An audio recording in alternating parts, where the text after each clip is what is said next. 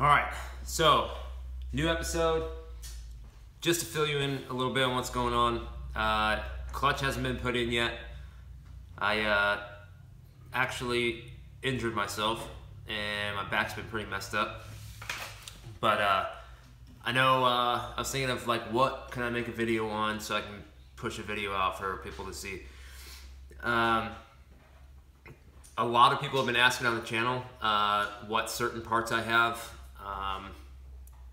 why I went with what I went with, and so on and so forth. So I figured we can make this episode like a build review on basically what we've done for the new subscribers that are subscribing, not knowing what the full build is, not wanting to watch all the lengthy videos on what's going on. Just give you a quick like overview of what we've done to the car so far, what parts we're running, and how everything works. So just to basically go over what my vision was on the car. I had a GTX 3071 full bolt-on setup before, and we were right around like probably about 380 to the wheels. And I've always wanted the car to be like fast, and so I left on deployment to Afghanistan, and while I was there I was like, man, I really want to make this dream become more of a reality. So that's when I started having my buddy Jake, he took some parts off the car, got them sold for me, and we started purchasing parts for the new setup. My goal in mind, and still my goal because I'm not there yet, is to break and set the new stock block record for the car. Right now, Damon Motorsports is making that super hard to do because their Speed 6 is stock block, stock motor, and they just ran an 11.7, which is absolutely insane. Those dudes are crazy. They are doing awesome work, and the driver of that car is an absolute savage. With that being said, next season we're gonna come out and try to give it our best and give it hell. Haven't tried to hopefully get a new tire and wheel setup, slicks for the track, and also keep it being able to be a street car as well. So the goal is to have a slick and skinny setup for the track, and then also a separate set of 15-inch wheels for the front with 255 by 60 by 15 Mickey Thompson ET Street R's for some Mexico savagery, and go from there. Really waiting to see like what the car is capable of. I mean, I've ripped on it on the street. I haven't really been on the track much, so yeah, we're pretty excited to see. All the tracks are pretty much closing up for the season, and not much time's going to be available, so just coast through the winter months. Tennessee really doesn't have much of winter, but when the new season opens up, we'll be ready to go. So just to give you a brief idea of the overview of the car. So obviously, yes, big turbo, yes, port injection, yes, but we'll go deeper than that. All right, so to start off, the car sits on Coney Yellows with TN springs. Rear is a little bit stiffer than the front. We'll play with that when track season comes around to see what's going to work best. Wheels and tires, I got the Motegi SP10s, 18 by 8, wrapped with a little bit wider tire, 245 by 40 by 18 by Michelin Pilot Super Sports. They are good tires. They're just not good for front wheel drive with an ass ton of power. But for driving around, they're awesome. Underneath the car, exhaust wise, there is none because it's right there. Let's see. I ride around with the back gutted The trunk I just let stay like this, so it stays pretty empty. So I really rolled with just the back seats and everything. Huge shout out to Edge Autosport, sorry. A lot of the parts from this build were from there, and they got great staff and have helped me out a bunch. Inside the car, I'm running a AEM wideband failsafe, and obviously the access port, not really much different from there. Let's go to the front here, and this is where the meat and potatoes is going to be. So I have a Borg Warner S362 SXE line. It's basically a 62-68 made from AGP turbo with their hot side. V-band out and a T3 in. Below that I have this is what everybody asks about. So I have the log manifold that a lot of people are switching to. So it's a cast manifold that was meant for a Focus SVT from like 2007 for a turbo setup on it. Fits perfect on the head flange. T3 top mounted, and obviously you can see my wastegate dump down there. It's a bottom mounted 2-bolt wastegate. Basically I just bought a 2-bolt to V-band adapter and had that welded up onto it, and then V-banded my tile 44mm MVR external wastegate onto there with custom fabricated hood exit and screamer pipe from a local fab shop at MTFP, which is not too far from here. And so from there we have Damon Motorsports passenger motor mount. They sit in there pretty nice. Ooh, I'm a little bit low on power steering fluid. Fix that. And their passenger motor mount. The only mount I don't have from them is the rear motor mount. That's still a JBR 88, and it's been in there for a while. Probably end up switching to a Damon. Well, actually, I most definitely will be switching to a Damon rear mount because there's still not as much. There's a little bit of slack left, and I'm pretty sure it's coming from that rear mount. All right, letting the turbo breathe is a Ram Fab custom 4-inch intake that he made based off of pictures of the idea that I wanted. So big shout out to Rambo on that. He helped me out. All right, for other bolt-ons, we got the Damon Motorsports vacuum block, which is running all my vacuum and boost sources for the car. From there, we'll go into I have a Cosmic Motorsports EGR delete back in here, and it's a full delete down, obviously nowhere because the intake manifold is not factory. So from there, you'll notice I don't have a battery in the factory location. It's because my port injection is 100% methanol. So I have a fuel cell that is 1 gallon, and that is 100% methanol in there, that is routed with AN lines and fittings down underneath the bumper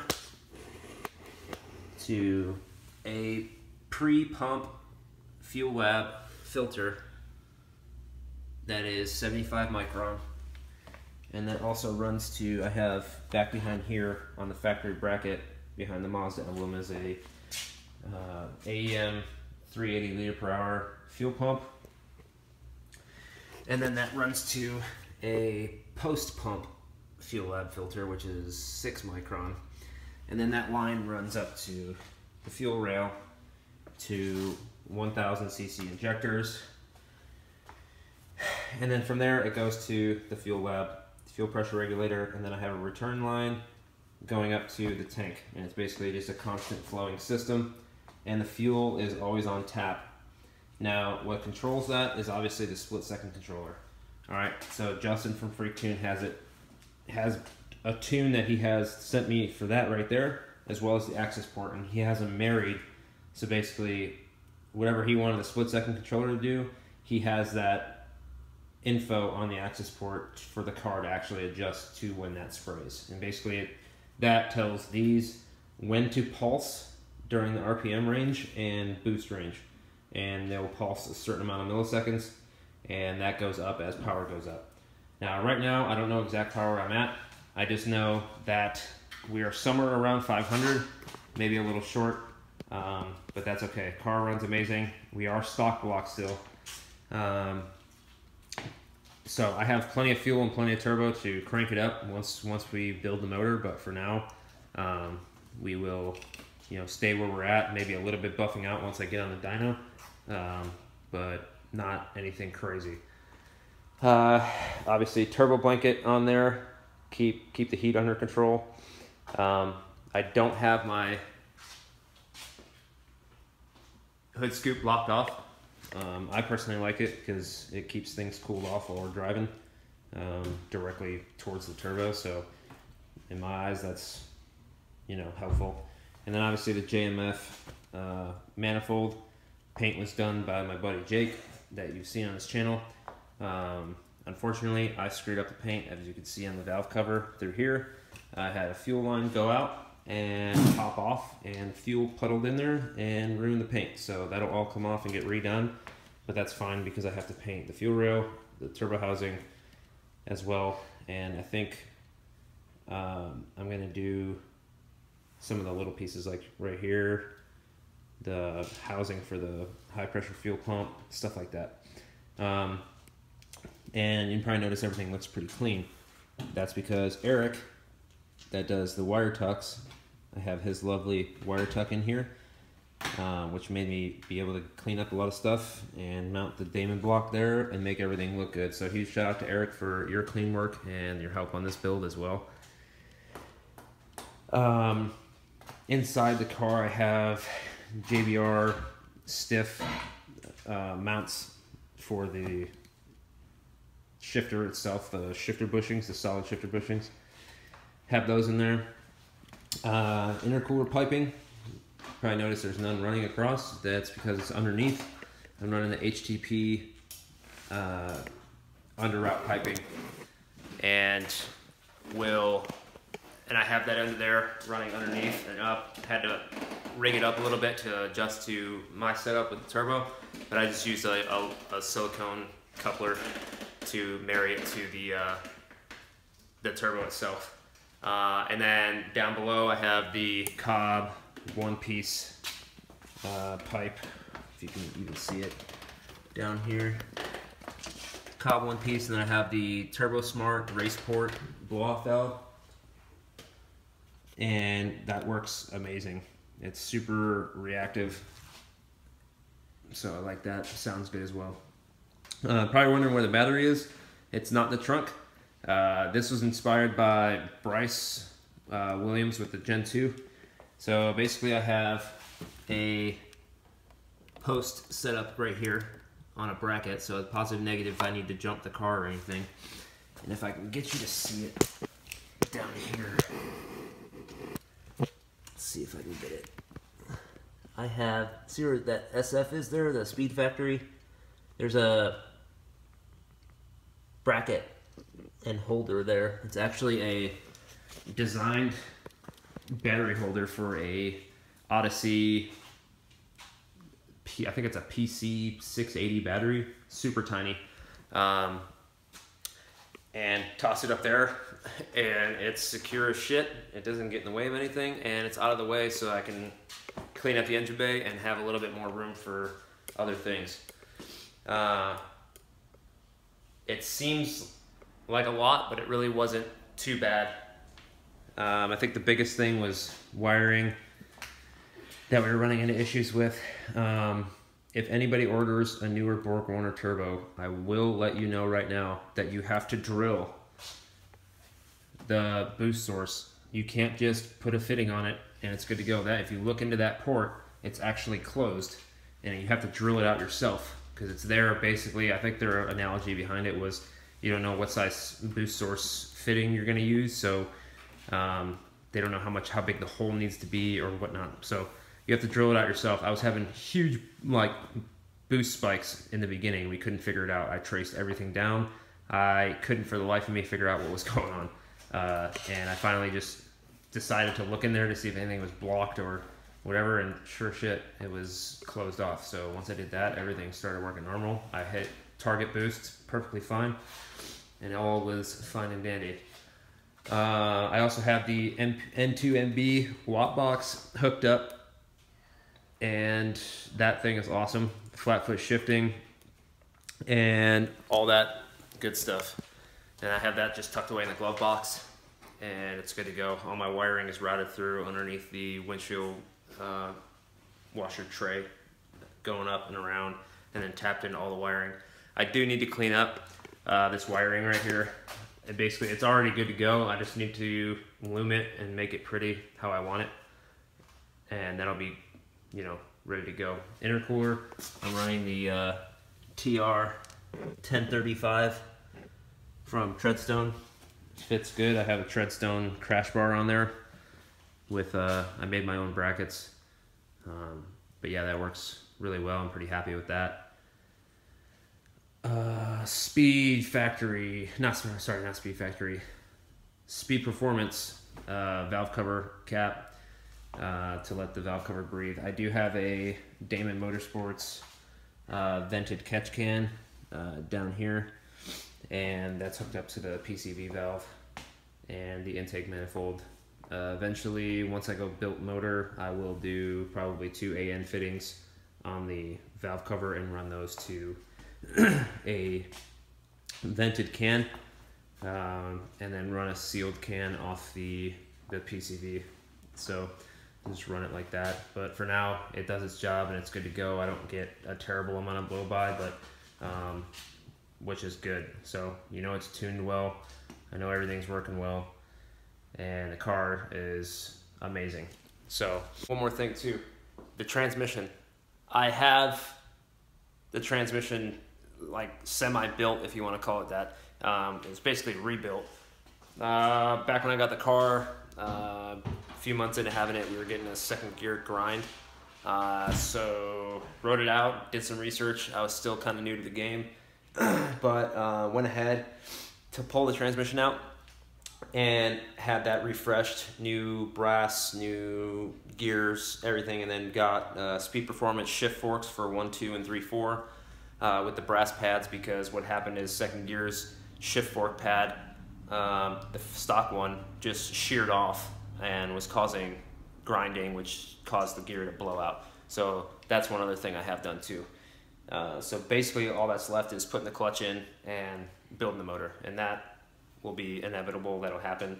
Everybody's like, you're crazy for doing this on a stock block. No, I'm just a car enthusiast that wants to push the limits. So everybody's like, I would never do that. I wouldn't want my motor to blow up. Well, I mean, with a solid tune, which I have from the most reputable tuner in the game for these cars, I'm not really concerned about it. So we'll go with it how it goes, and when the time comes to build it, we'll build it, and then we'll turn everything up and break more hearts.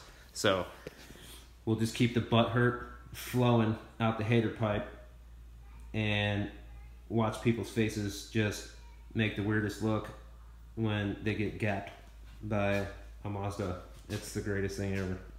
So basically the purpose of this video is just to give people an idea of what I'm running. If you have any questions of where I got things or how to hook them up or what sizes of what to get, make sure to comment below. Hit the like button. Make sure you guys subscribe. We'll have more videos coming at you. I've been set back a little bit with a back injury, but the clutch should be happening fairly soon. Not having too many problems driving it right now. It's basically in higher RPM range that I was having issues. So we'll keep it at that for now. I know we got more stuff coming to you. I actually locked in a review on a twin turbo S550 Mustang GT. That car is nuts, and we will be checking that one out soon, going for rides, doing some test hits, stuff like that. So that'll be pretty fun. Like I said, there's going to be more of that kind of stuff on the channel. Just got to make it out to there. Like I said, last week has been hard because I hurt myself, and it's just the nature of the beast. So with that, that's all we have. If you have any questions, hit me up in the comments. Like, subscribe. We will see you later. Peace.